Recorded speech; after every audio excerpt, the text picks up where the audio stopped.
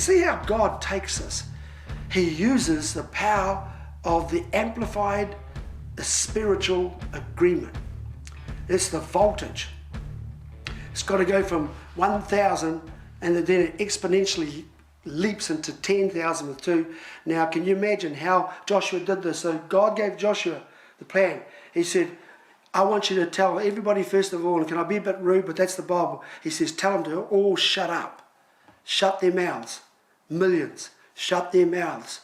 Why? Because he only wanted one voice. And I guess in an imperfect world, that's probably asking for too much, because now it's sort of glamorized and even glorified in church circles. That, you know, to have one person leading and one voice, no, that's brainwashing, that's being sheeples, they say, that's following a man and all this sort of stuff. But God said, the first thing I want to do is to shut the voice of the people down so they're not talking stuff that begins to breed doubt. Talk something different from the agenda I give you, Joshua. This is what you're going to do, because a lot of them won't agree with it and a lot of them won't be able to handle it. But what you do is you say, keep quiet and follow my instructions.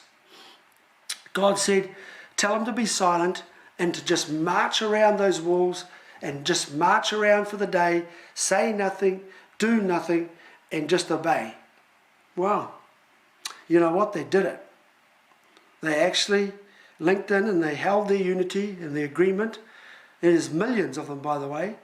We're talking at least of about 6 to 7 million soldiers, family members, all walking around. It must have looked pathetic to the world.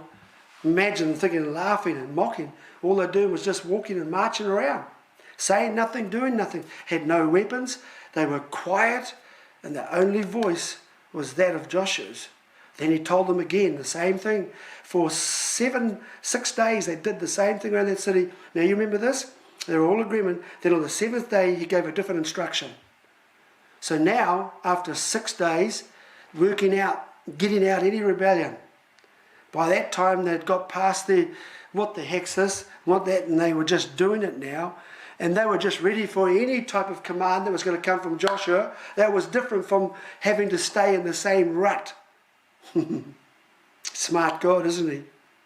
He says, now you'll just march around 6 times. And on the 7th time, when I give you the command and the trumpets blow, you give an almighty shout.